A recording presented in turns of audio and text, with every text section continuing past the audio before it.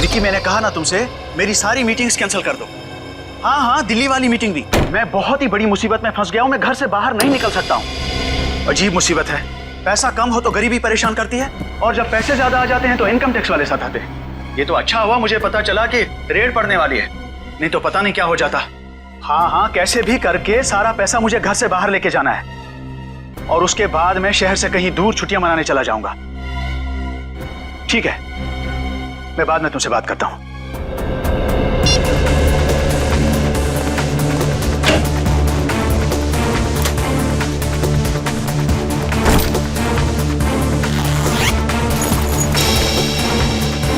पैसा तो सारा ठीक ठाक ही लग रहा है।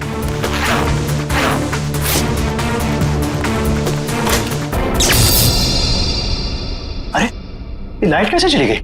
ऐसे तो कभी जाती नहीं है लाइट।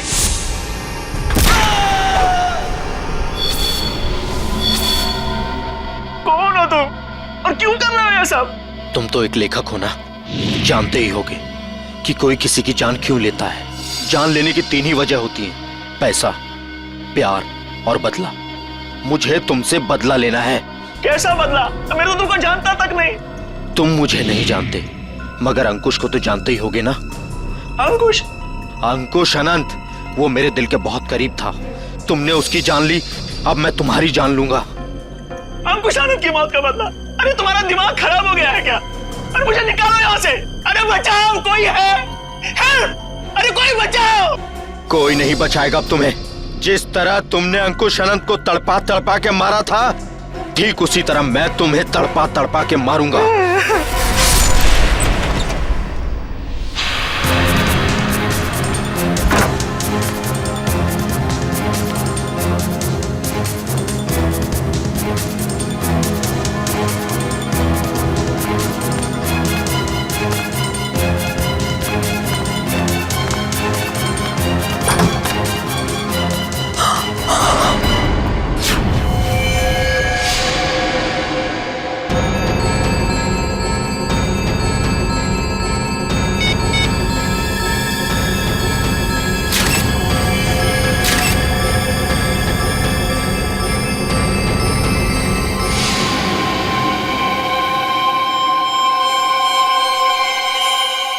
ये क्या है?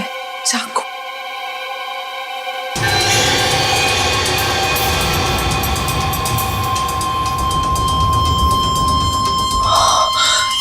ये क्या किया मैंने?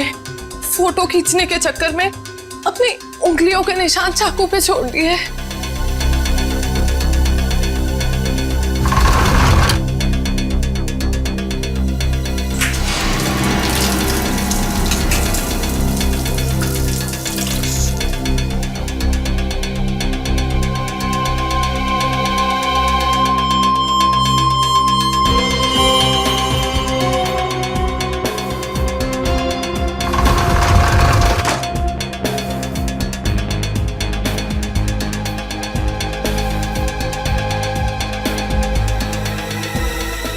अभी बाहर के पब्लिक फोन से सीआईडी को फोन कर देती हूँ।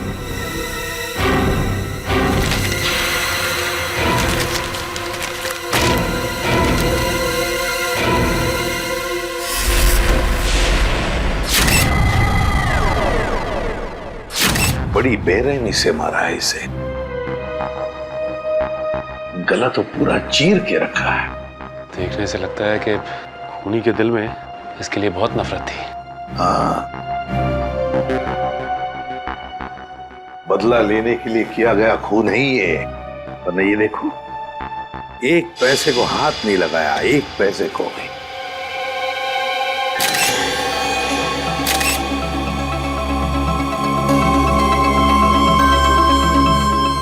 सर, हाँ, सर ये देखिए, ये चाकू वहां बेड के पास पड़ा हुआ था। सर, इस चाकू पे तो जरा भी खून नहीं लगा हुआ है, बिल्कुल साफ है। श्रेया, स्प्रे मार के देखो जरा।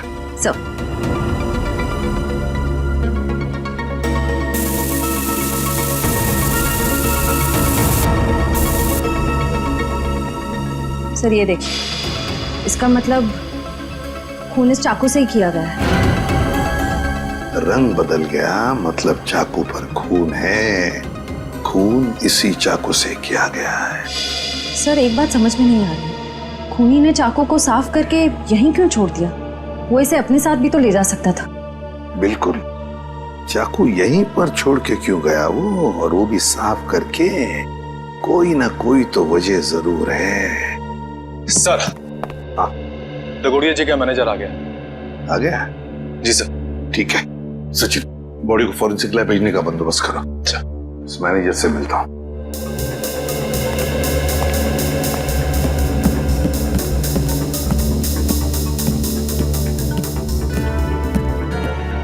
सर ये सब कैसे हो गया सर? मुझे यकीन नहीं हो रहा है सर कल रात को ही तो मेरी दगोड़िया सर से फोन पे बात हुई थी, तब तो सब ठीक था। दगोड़िया जी का किसी के साथ कोई झगड़ा वगड़ा था? कोई दुश्मनी थी? नहीं सर, जहां तक मुझे याद है ऐसा कभी उन्होंने कोई जिक्र नहीं किया। एक लड़की ने हमें फोन किया था, वो कहाँ है? सर लड़की ने? हाँ। नहीं सर, दगोड़िया सर के परिवार में इनके अलावा और कोई नहीं है। दगोड़िया सर अकेले ही थे। तो सर फिर जिस लड़की ने हमें फोन किया था वो कौन थी? सर कहीं वही लड़की खूनी तो नहीं थी? नहीं श्रेया, लड़की खूनी नहीं हो सकती। लाश को उठा के ऊपर लटकाना कोई आसान काम नहीं है, ये कोई लड़की नहीं कर सकती। सर एक और बात समझ में नहीं आ रही, लड़की हमें इन्फॉर्म करने के बाद कि खून हुआ है यहाँ पे, खुद कैसे गायब हो गई? डर गई होगी और शायद इसीलिए उसने लैंडलाइन से, मेरा मतलब है पीसीओ से हमें फोन किया होगा। ऊपर जो पैसों से भरी बैग है, क्या जानते हैं आप उस पैसे वाले बैग के बारे में? दरअसल दगोड़िया सर कल काफी परेशान थे। एक्चुअली उन्हें पता चला था कि उनके घर में इनकम टैक्स की रेड पड़ने वाली है और इसीलिए उन्होंने अपनी सारी मीटिंग्स भी कैंसिल करवा दी थी। अच्छा, तो शायद इसीलिए पैसे ठिकाने लगाने के प्लानिंग में लगे होंगे दगोड़िया जी। और बस उसी वक्त खूनी आ गया और दगोड़िया जी का काम तमाम कर दिया।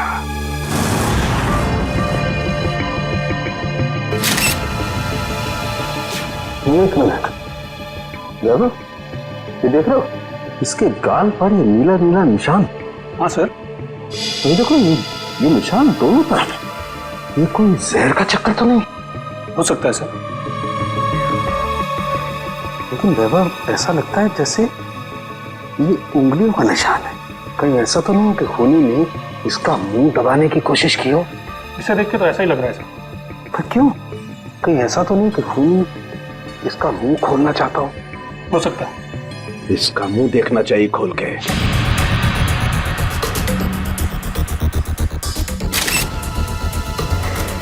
जरा फोर्स कर देना।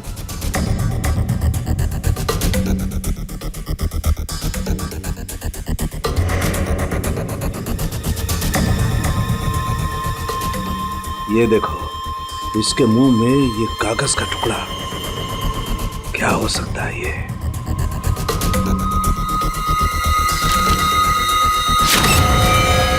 अंकुश आनंद, ये किसका नाम हो सकता है? खूनी अपना नाम लिख करके तो कागज का टुकड़ा इसके मुंह में डालेगा नहीं सर। फिर ये चक्कर क्या है? अरे देखो, कागज के दोनों तरफ खून भी लगा हुआ है। साळुंखे, ये कागज तुझे दगोड़िया के मुंह में से मिला? हाँ बॉस, मुझे भी बड़ा ताजुब हुआ। कोई खूनी किसी के मुंह में कागज रख के क्यों जाएगा?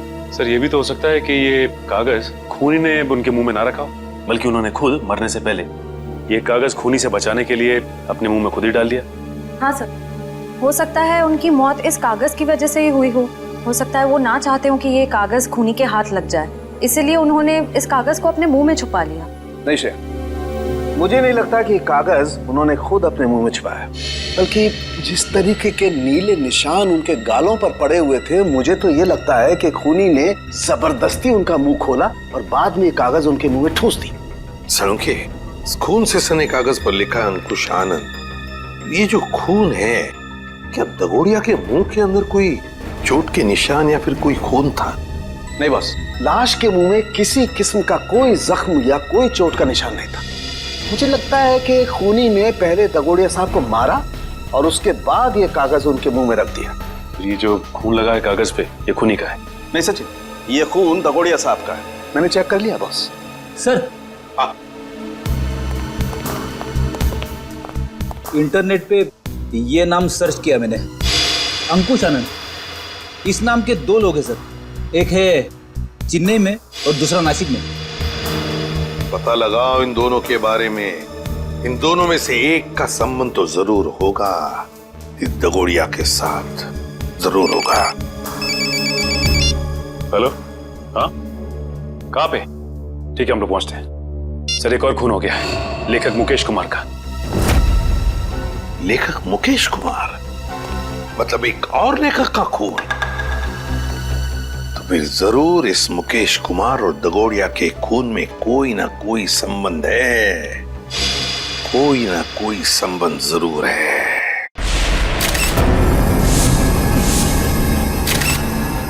बड़ी बेरहमी से कत्ल किया इसका। सालुंके सर, ये ग्लास बॉक्स एयर टाइट ही है ना? हाँ कामिन, किसी ने इस बेचारे को इस ग्लास बॉक्स में जबरदस्ती बंद कर दिया, और क्योंकि ये ग्लास बॉक्स एयर टाइट बंद है इसलिए इस बेचारे को बिल्कुल हवा नहीं मिली, और ऑक्सीजन नहीं मिलने के कारण इस बेचारे का दम घुट गया और ये मर गया।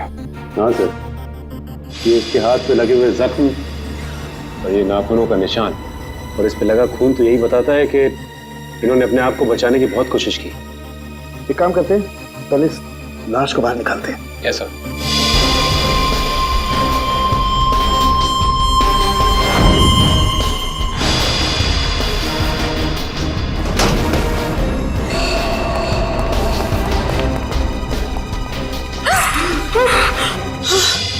सर, पड़ोसियों को लेकर आया हूँ। इन्होंने देखा है खूनी को अंदर आते हुए। इन लोगों को क्राइम सीन पे लाने की क्या जरूरत थी? वहां पर भी तो रोक सकते हैं ना। जी कहिए, क्या देखा आप लोगों ने? सर, मैं घर की बालकनी में अखबार पढ़ रहा था, तभी मैंने देखा कि एक आदमी ट्रॉली में इस बॉक्स को रखकर घर के अंदर जा रहा है। ये ग्लास बॉक्स लेके जब वो घर के अंदर जा रहा था तो उसने हाथ में ग्लव्स पहने थे? नहीं सर, ग्लव्स नहीं पहने थे। अच्छा, ये आदमी अकेला था या फिर इसके साथ कोई और भी था? वो अकेला था। तुमने उसका चेहरा देखा? स्केच बना सकते हो? नहीं सर, चेहरा तो याद नहीं। पर हाँ, उसका बायां कंधा बार बार हिल रहा था, जैसे कि कोई कपकपाहट हो रही हो।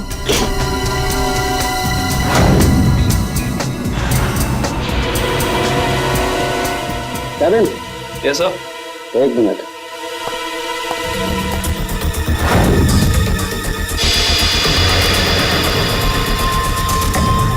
ये देखो कैबिन, इस लाश के मुंह में ही ये कागज का टुकड़ा।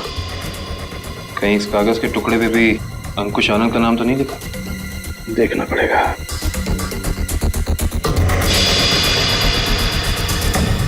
इस पे तो रिजू कालिया लिखा हुआ।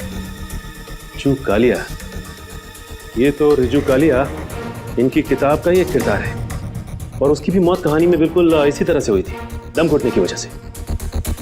इसका मतलब ये अंकुश आनंद, ये भी दगोड़िया की किसी किताब का किरदार है, और ये सारा का सारा काम सीरियल किलर का है, तो एक के बाद एक लेखकों को बिल्कुल उसी तरह से मार रहा है जैसे कि लेखक अपनी कहानी में किरदार को मारता है। ऐसे ही लगता है। सालुंके सर, ये ग्लास बॉक्स पे कोई फिंगरप्रिंट्स मिले अभी तक कि नहीं? अभी कागज ढूंढा यार, फिंगरप्रिंट्स अभी ढूंढना बाकी है।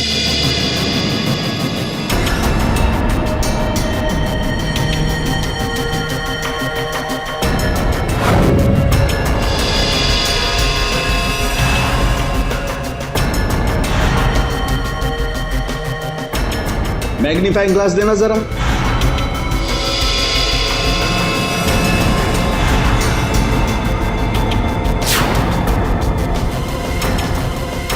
ये कैसे निशान है?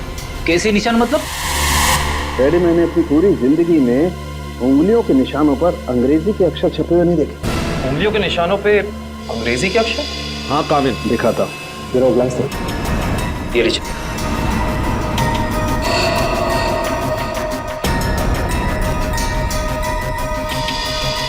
PRIUN, देखो क्या चक्कर हो सकता है? पड़ोसी भी कह रहा था ये ग्लास बॉक्स लेकर जो इंसान यहाँ आया था उसने ग्लव्स नहीं पहने थे। इसका मतलब ये अनोखे उंगलियों के निशान उसी इंसान के हैं। उंगलियों पे छपे हुए अक्षर? सालुंके साहब, ये कैसे मुमकिन है? मुमकिन है फ्रेडी, बॉडी मॉडिफिकेशन के जरिए मुमकिन है। लेकिन सालुंके साहब, अगर खूनी एक एक कदम फूक फूक के रख रहा है तो फिर उसने हैंड ग्लोव्स ना पहनने की गलती कैसे की? क्योंकि ये गलती नहीं है, बल्कि जानबूझ के किया गया है। ये सीरियल किलर अपने हर खून पे अपना सिग्नेचर छोड़ रहा है, इन अनोखे उंगलियों के निशान के जरिए। हाँ, और इस तरह के निशान हर आदमी अपनी उंगलियों को बनवा भी नहीं सकता। और इस तरीके के निशान हर जगह बन भी नहीं सकते। इस शहर में ऐसे बहुत कम टैटू पार्लर हैं जहां इस तरीके का बॉडी मॉडिफिकेशन होता हो, बहुत कम।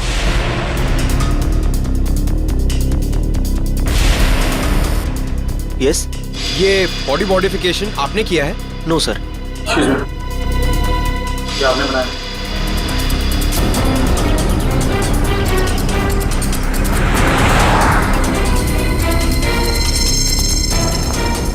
अभी बिजी हूं मैं, बाद में आना।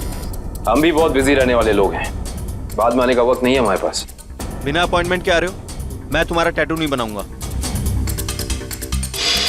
सीआईडी शिवा, बाद में आना। क्या हुआ सर? मैंने कुछ किया क्या? शहर में कुछ खून हो रहे हैं। खून? किताब लिखने वाले लेखकों के। लेखकों के? पर मैं तो टैटू आर्टिस्ट हूं सर, मेरा क्या लेना देना इससे? हो सकता है कुछ लेना देना हो। मैं समझा नहीं सर। बॉडी मॉडिफिकेशन भी करते हो ना तुम? जी हाँ सर, मेरे पास लाइसेंस भी है, मैं दिखाता हूँ। कोई जरूरत नहीं, ये फोटो ध्यान से देखो। ये त्रिकोण वाली कलाकारी तुमने दिखाई थी किसी के हाथ पे? जी हाँ सर, मैंने की थी, पर मुझे नहीं पता था कि ये किलर होगा सर। पता है हमें, डरो मत। हाँ, लेकिन इस इंसान की कोई ना कोई डिटेल तो जरूर होगी तुम्हारे पास, है ना? जी हाँ सर, मैं 1 मिनट में लेके आता हूँ सर। जी हाँ सर, देखिए सर, त्रिकोण अनुकरण नाम है इसका। त्रिकोण अनुकरण? ये किसी आदमी का नाम है या किसी एनजीओ का? त्रिकोण मतलब ट्रायंगल और अनुकरण मतलब किसी की नकल करना। मतलब कोई ट्रायंगल बना के किसी की नकल कर रहा है? शायद त्रिकोण नाम का कोई पुराना सीरियल किलर रहा हो जिसकी नकल ये वाला खूनी कर रहा है। एक काम करते हैं, अपनी डेटाबेस में चेक करते हैं कि त्रिकोण नाम का कोई क्रिमिनल था क्या। हाँ निखिल, त्रिकोण नाम का सीरियल किलर कहाँ पे? कौन सी जेल में है? शांति नगर। ओके ठीक है, थैंक यू। तो एक त्रिकोण का पता तो चला है जो ठीक उसी ढंग से लेखकों का खून करता था जैसे अभी हो रहा है, लेकिन वो पिछले 4 साल से जेल में है।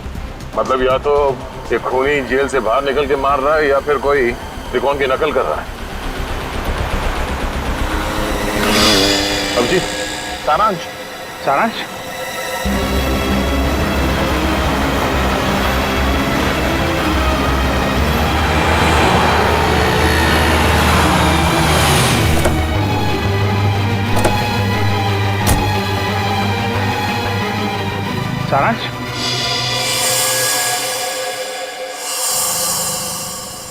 नहीं अंकल, मैं तो अभिषेक हूँ। माफ करना, हम इसे कोई और समझ बैठे। सर 15 दिन हो गए, अखबार, न्यूज़पेपर्स, हर जगह कोशिश कर ली, मगर सारांश हमें मिला ही नहीं सर। मिलेगा पंकज, जरूर मिलेगा। मेरा दिल बोल रहा है सारांश हमें जरूर मिलेगा। सर, ये लोग सीआईडी से हैं। आइए सर, मैं आप ही लोगों का इंतजार कर रहा था। त्रिकोण से मिल सकते हैं हम लोग? हाँ, क्यों नहीं। पर सर, मुझे नहीं लगता कि त्रिकोण ये सारे खून कर रहा है, क्योंकि इस जेल से बाहर निकलना बिल्कुल ही नामुमकिन है। अच्छा, इस त्रिकोण का स्वभाव कैसा है अभी यहाँ इस जेल में? हिंसक और खतरनाक ही है या? नहीं सर, ऐसा बिल्कुल भी नहीं है। वो तो बहुत ही शांत और सुलझा हुआ है। मैं तो खुद चाह रहा था कि सरकार से अपील करूं कि उसकी सजा माफ कर दी जाए। अब ये कोई संयोग तो नहीं हो सकता कि कोई उसकी नकल करके खून कर रहा है? हाल ही में कोई आया था उससे जेल में मिलने के लिए? नहीं सर, आप तो जानते हैं कि वो स्पेशल सेल में है, और स्पेशल सेल में बाहर वाला तो क्या, कोई जेल का कैदी भी उससे नहीं मिल सकता। चलिए जरा मिल लेते हैं।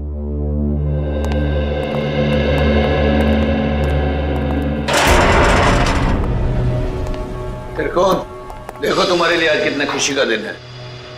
इतने सालों के बाद तुमसे सीआईडी वाले मिलने आए। क्या बात है जेलर साहब, आज आपका कानून मुझ पे इतना मेहरबान क्यों है? मेहरबान नहीं हुआ, बस ये समझ लो कि तुमसे ये पूछने आए कि जेल में बैठे बैठे तुमने दोबारा खून करना कैसे शुरू कर दिया। कमाल है आप लोगों का भी। इतने सालों से मुझे इस जेल में कैद करके रखा है, लेकिन शक करने की आदत आप लोगों की गई नहीं। तो फिर कौन है वो जो बाहर लेखकों के खून कर रहा है ठीक तुम्हारी तरीके से, और तुम्हारी तरीके से कंधे उचकाता है? कौन हो सकता है जो मेरी तरह खून कर रहा है? शायद तुम्हारा कोई परिवार वाला, कोई दोस्त या कोई रिश्तेदार। कोई नहीं है मेरा। बचपन अनाथालय में बीता है और जवानी जुर्म की सड़कों पर। तो तुम ये कहना चाहते हो कि तुम्हारे खून करने के तरीके के बारे में किसी और को मालूम नहीं है? किसी को नहीं। तुम्हें किसी पे शक है? देखो, जो कुछ मालूम है बता दो, शायद हम किसी की जिंदगी बचाने में कामयाब हो जाए। क्या आपकी मदद करने से मेरी सजा कम हो सकती है? वादा नहीं कर सकते, लेकिन अगर तुम्हारी मदद से हम उस नकलची खूनी को पकड़ लेंगे तो दरख्वास्त जरूर करेंगे सरकार से तुम्हारी सजा कम हो जाए। ठीक है, मुझे उम्मीद है कि आप अपने शब्द भविष्य में आगे जरूर याद रखेंगे। मुझे लगता है कि वो मेरे लेखन पढ़ के ठीक उसी तरह खून कर रहा है। तुम्हारा लेखन? हाँ, पढ़ते पढ़ते कभी याद ही नहीं रहा कि मुझे भी लेखन का शौक हो गया है और मैं लिखने लगा। हर रोज रात को सोने से पहले मैं अपने विचार उस डायरी में व्यक्त करने लगा। मतलब मारने का प्लान, मारने का तरीका, उसका नाम, सब कुछ तुम उस डायरी में लिखते थे? जी हाँ, मुझे लगता है कि वो डायरी उसके हाथ लग गई और वो मेरे विचारों से प्रभावित होकर ठीक उसी तरह जुर्म के रास्ते पर आगे बढ़ चुका है। कहाँ रखी थी तुमने वो डायरी? अनाथालय में छोड़ आया हूँ अपने अतीत के वो पन्नों को। जी, मैं सुरेश बोल रहा हूँ, जी के नगर अनाथालय से। वो जो आप बच्चों की किताबें भेजने वाले थे। ठीक है, मैं शाम को आके ले लूंगा। हाँ जी, नमस्ते। कहिए। सीआईडी?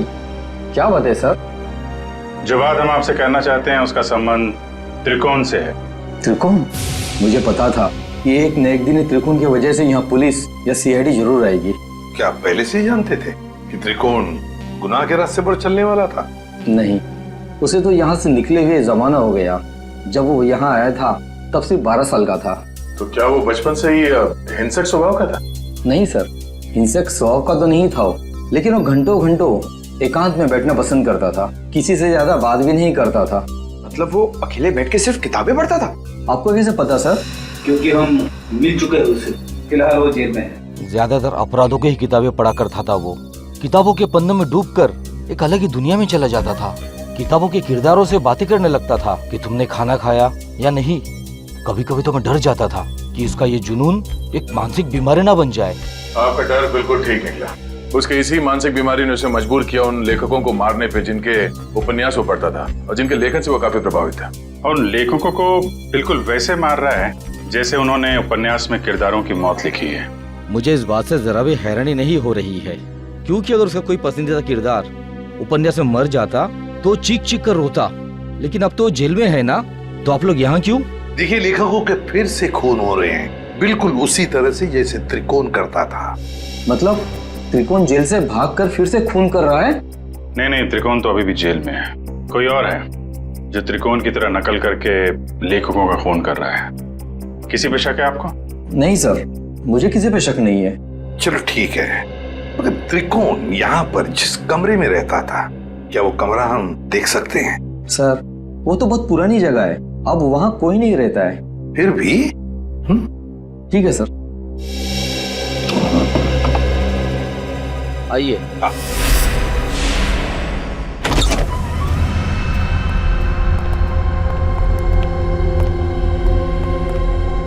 तो ये है त्रिकोण का कमरा। मैनेजर साहब, त्रिकोण के पास एक डायरी हुआ करती थी, कुछ जानते हो उस डायरी के बारे में? नहीं सर, हमें तो ऐसी कोई डायरी नहीं मिली। वैसे आप देख सकते हैं सर, यहाँ पे कुछ पुरानी किताबें पड़ी है, शायद उसमें हो। देखो फ्रेंड, किताबों को ऐसे क्यों रखा गया? संभाल के क्यों नहीं रखा? ऐसे तो दीमक खा जाएंगे इसे। माफ करना सर, दरअसल इस कमरे की तरफ मैंने ध्यान ही नहीं दिया।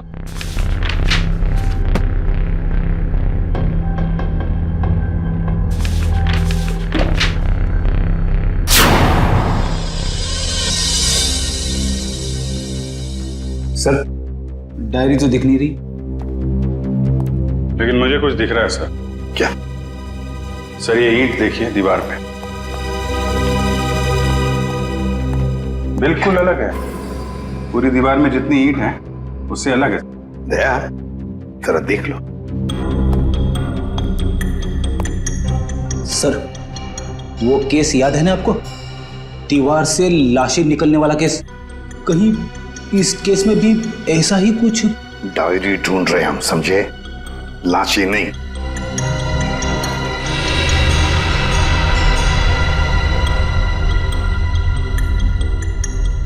नहीं फ्रेडी, क्या लाश तो दूर, एक किताब भी नहीं रख सकते हैं।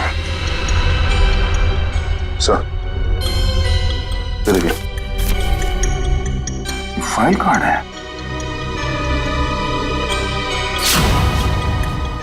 हाँ, त्रिकोण। मतलब वो नकलची खूनी डायरी निकाल के ले गया।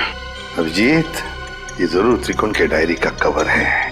मतलब यहाँ जो भी आया था वो जानता था कि त्रिकोण ने अपनी डायरी कहाँ छुपा के रखी है। ये यहाँ त्रिकोण के बाद में कोई रहता था? हाँ सर, एक लड़का रहा करता था, सुंदर नाम था उसका। ये सुंदर बाद में भी कभी आया था यहाँ इस कमरे में? हाँ सर, आया था। महीने भर पहले वो मुझसे मिलने आया था और कुछ दिन यहाँ रहा भी हो, अपनी पुरानी यादें ताजा करने के लिए। अच्छा, सुंदर। सुंदर का पता तो होगा ना आपके पास?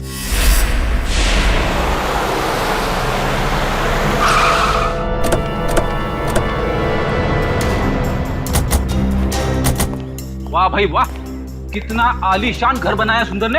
अंदर चल के देखते हैं और क्या क्या आलीशान राज छिपा रखे हैं सुंदर ने। दरवाजा तो खुला हुआ है, कहीं भाग तो नहीं गया सुंदर? लगता है कुछ कर पड़े। सुंदर! ओह माय गॉड, वो देखो।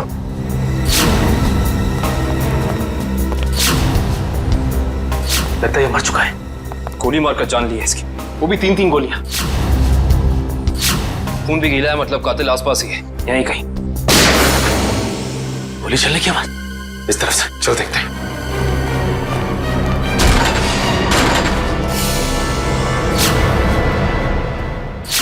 देखो से, सुंदर जी, हाथ ऊपर।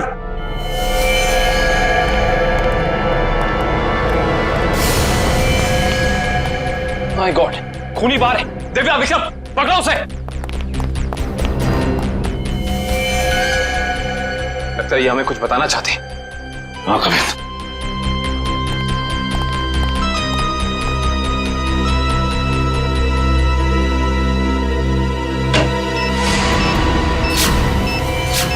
यहाँ बॉम्ब है, सिर्फ 30 सेकंड बाकी है, निकलते हैं यहाँ से। चलो चलो जल्दी, चलिए। मैं मेरी मीना को ऐसा छोड़ के नहीं जा सकता। मीना, मीना, अरे रुक जा, मर जाएगा।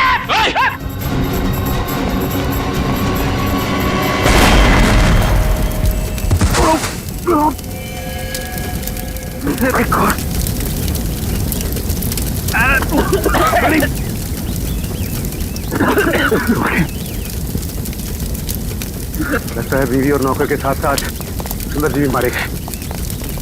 सर, आप लोग ठीक तो हैं सर? हाँ, हम सब ठीक है। उस खूनी का क्या हुआ? सर, वो निकल गया। निकल गया?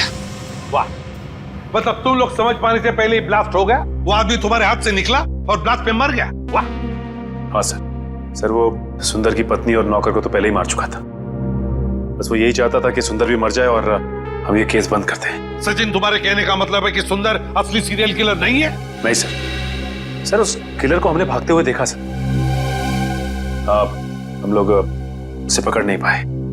सर एक बात और, जब वो भाग रहा था तो अपने कंधे को बार बार झटक रहा था सर। असली किलर भागते हुए कंधे झटक रहा था। सुंदर असली किलर नहीं है। तो फिर ये असली त्रिकोण का अनुकरण करने वाला, उसकी कॉपी करने वाला त्रिकोण अनुकरण, ये जो भी कोई है जो हमें फंसाने की, गुमराह करने की कोशिश कर रहा है, इससे तो अब हम उसी की खुद के ही जाल में फंसा देंगे। हेलो, एक और खून? लेखक कुशल। ठीक है, हम आते हैं। लेखक कुशल का खून? ये त्रिकोण अनुकरण तो खून पे खून किए जा रहा है। लेकिन सर, ये त्रिकोण अनुकरण एक के बाद एक लेखकों को ही क्यों मार रहा है? वही तो फ्रेडी, वही तो। 3-3 लेखकों को मार चुका है ये त्रिकोण अनुकरण। जरूर इसके पीछे कोई ना कोई राज है, कोई ना कोई राज है जो असली त्रिकोण हमसे छुपा रहा है। सुंदर बॉम्ब ब्लास्ट में मारा गया? हाँ, और उसके बाद एक और लेखक कुशल का भी खून हो गया। अभी तो आप कह रहे थे कि सुंदर ही वो नकलची खूनी है। अगर सुंदर मारा गया तो फिर कुशल को किसने मारा? बंद करो ये ड्रामा, समझे? सुंदर के घर के बाहर जो मुजरिम भाग रहा था वो भी अपने कंधे को वैसे ही झटक रहा है जैसे तू झटक रहा है। अब ये बताओ कि तुम इस जेल से बाहर जाते कैसे हो? हाँ? राज क्या है इसके पीछे? साहब कैसी बातें करते हैं आप हैं?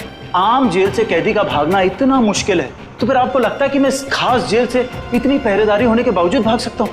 तुम्हारे अनाथालय वाले कमरे में सुंदर के अलावा कोई और नहीं रहा था, तो वो डायरी किसी और ने कैसे पढ़ी?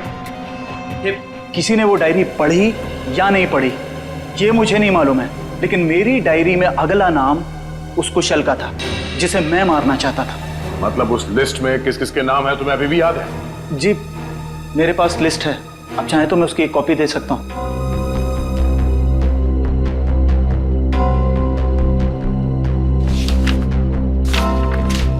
पहले देना चाहिए था, शायद कुशल की जान बच जाती। मुझे इस चीज की उम्मीद नहीं थी। आशा करता हूँ कि आगे किसी और की जान नहीं जाएगी। दीपक, आखिरी नाम दीपक का है। खून किया है तुमने, खून। खून? मैंने किसी का खून नहीं किया, मैं तो एक मामूली सा लेखक हूँ। शेखर? भूल गए शेखर को? कौन शेखर? मैं किसी शेखर को नहीं जानता। तुम्हारी किताब खूनी मंजिल का किरदार शेखर। अरे पागल हो गया क्या? वो कोई असली में शेखर इंसान थोड़ी ना है, वो तो मेरी कहानी का एक कैरेक्टर है, मेरा पात्र है वो। चल राइटर साहब, आपको थोड़ा सेंसिटिव होना चाहिए। आप इस तरह जल्दी करेंगे तो कैसे चलेगा? हाँ, अब आप भी जरा इस दर्द को महसूस करिए।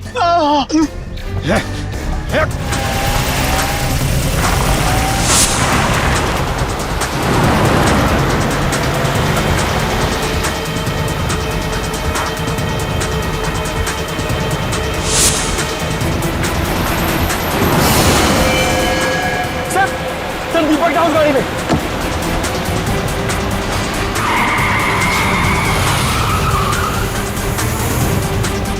उसमें? हाँ सर।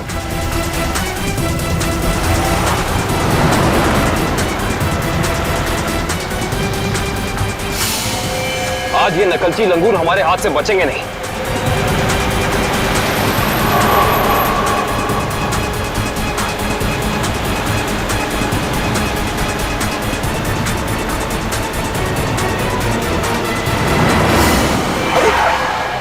ये कौन आ गया?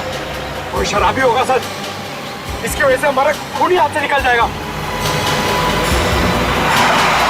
अरे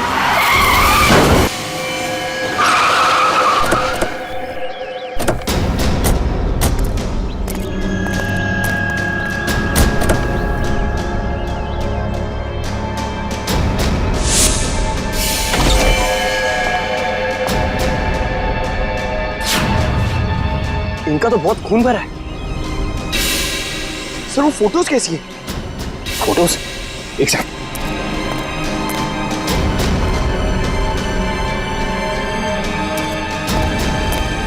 ये देखो, ये तस्वीरें केसी डगोडिया के क्राइम सीन की तस्वीरें इनके पास। ये फोटोज इसके पास कैसे आई सर? ये कोई जर्नलिस्ट या रिपोर्टर तो नहीं? जर्नलिस्ट को तो वहां अंदर आना अलाउ नहीं किया था। सर इसका मतलब ये हमारे पहुंचने से पहले वहां पहुंच गई थी। हो सकता है पंकज, कहीं ये वही लड़की तो नहीं जिसने हमें फोन करके बुलाया था? इसका होश में आना बहुत जरूरी है। दिव्या, पानी की छींटे डालो।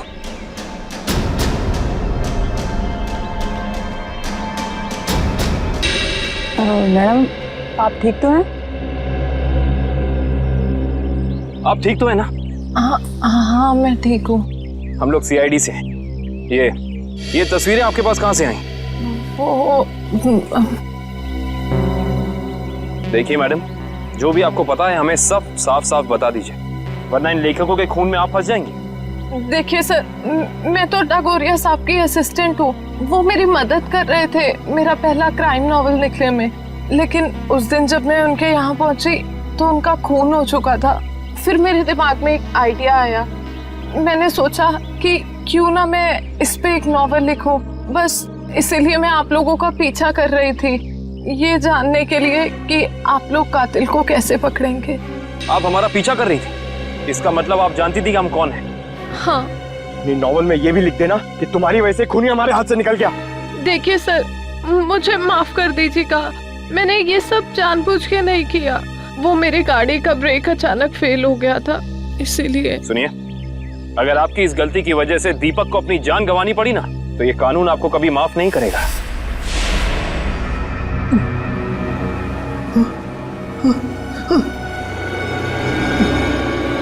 मुझे छोड़ दो प्लीज, प्लीज मुझे यहाँ से जाने दो। जाने ही तो दे रहा हूं तुझे। बहुत जल्द तू भी शेखर के पास पहुंच जाएगा। इसी तरह कुर्सी पर बांधकर मौत दी थी ना तूने उसे, अब तोहफे में तुझे भी यही मौत मिलेगी। बस थोड़ा सा इंतजार। इस मौत के उपन्यास का लेखक रचयिता भी आ रहा है तेरा साथ देने के लिए। त्रिकोण। सर जेलर साहब अंदर नहीं है। जरा बुलाओ उन्हें, हमें त्रिकोण से मिलना है। सर जेलर साहब तो त्रिकोण को लेकर हॉस्पिटल गए हैं, उससे अचानक से दिल का दौरा आया है। दिल का दौरा? कौन सा हॉस्पिटल गए? अरे आप लोग? त्रिकोण कहाँ है? आईसीयू में है। क्या बात हो गई? झूठ बोलता है वो हमसे। अब भी कुछ है जो हमसे छुपा रहा है। चलिए दिखाइए। आइए।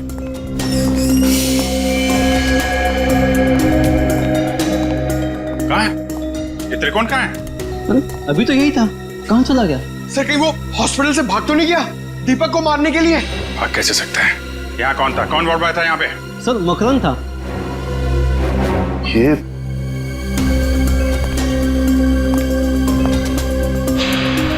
अभिजीत, तो बेहोशी की दवाई है। अभिजीत ये देखो, मकरंद का पैर नीचे गिरा पड़ा है। ये बेहोशी की दवाई कहीं मकरंद को कुछ हो तो नहीं गया? नहीं सर, अभी कुछ देर पहले ही देखा मैंने उसे, किसी मरीज को हॉस्पिटल के बाहर लेके जा रहा था वो। ये मकरंद अभी वापस आएगा? नहीं सर, उसकी ड्यूटी खत्म हो गई। इसमें कहाँ मिलेगा वो? सर दारू के ठेके पे। अच्छा, तो ये है मकरंद जी। हाँ सर, ये बार में बैठ के अपने दोस्तों के साथ शराब पी रहा था और अपने जुर्म के किस्से चटकारे लेकर सुना रहा था सर। तो हमने सोचा क्यों ना इसे ब्यूरो में ले चले, इसकी अच्छी तरह से खातिरदारी करें। वाह वाह वाह सचिन, ये तुमने बहुत अच्छा काम कर दिया। क्यों मकरंद जी, अब हमें भी सुनाओगे ना अपने कारनामों की कहानियां? क्यों, बताओ। साहब मुझे 1 लाख रुपए दिए गए थे उस मरीज को अपने वार्ड से बाहर लाकर गाड़ी में बिठाने के लिए। क्या? हाँ साहब। 1 लाख रुपए के लिए अपने आप को बेच दिया तुमने? किसने दिए थे पैसे तुम्हें? साहब ये मत पूछे, अगर उसे पता चला कि मैंने उसका नाम बता दिया तो वो मुझे। अच्छा, तो तुम्हें क्या लगा हम तुम्हें ऐसे ही छोड़ेंगे? और खातिरदारी करेंगे हम तुम्हारी, ऐसी खातिरदारी कि जिंदगी भर याद रखोगे। क्यों सचिन? बिल्कुल सर। अरे नहीं साहब, इसकी क्या जरूरत है, मैं बताता हूँ ना साहब, बताता हूँ मैं। फिर बताओ जल्दी। ढूंढो इस घर को अच्छी तरह से ढूंढो। देखो कहीं छुप कर बैठा है क्या? कोई ना कोई सुराग तो जरूर मिलेगा।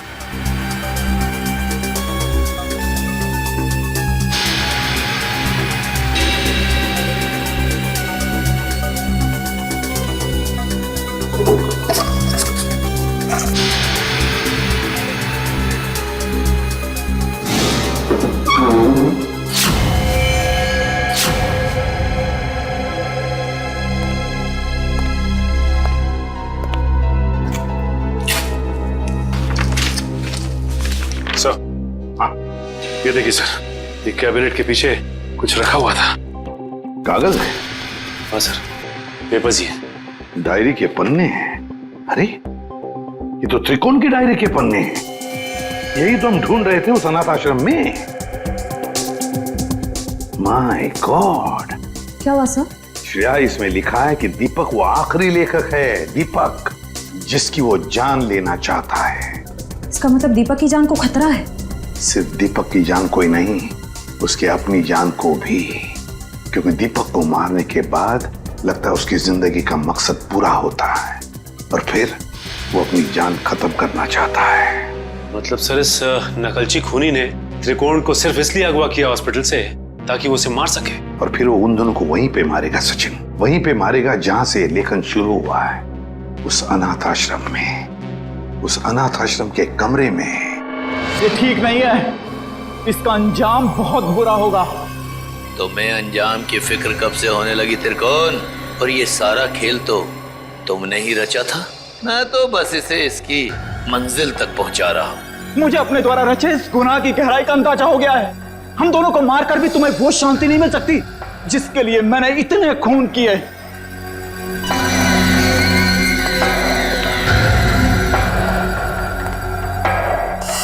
हाँ हाँ, क्यों नहीं, पर मुझे नहीं लगता कि ये सारे खून त्रिकोण ही कर रहा है। बहुत देर हो चुकी है त्रिकोण। तेरे प्रवचन अब ना तो तेरी जान बचा सकते हैं और ना ही दीपक की। नहीं चला, तुम ऐसा नहीं कर सकते। अब तुझे मैं बिल्कुल वैसे ही मारूंगा जैसे त्रिकोण ने अपने उपन्यास में लिखा था। नहीं चला तुम। मुझे मत मारो, मुझे जाने दो। बस होगा तुम्हारा खेल। अब अगर कोई हरकत की ना तुमने तो तेरा वो हाल करेंगे तो सोच भी नहीं सकता। सीआईडी, तो आखिर मेरा भेद खुल ही गया। तो अब तुम लोग मुझे फांसी पर चढ़ाए बिना तो छोड़ोगे नहीं। तो क्यों ना मैं फांसी पर चढ़ने से पहले इन दोनों को मार के अपना मकसद पूरा कर लूं।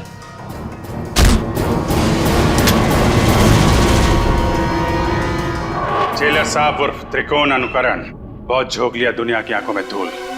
आगे की कहानी हम तुमसे ही सुनेंगे। बताओ जल्दी, क्यों मारा तुमने?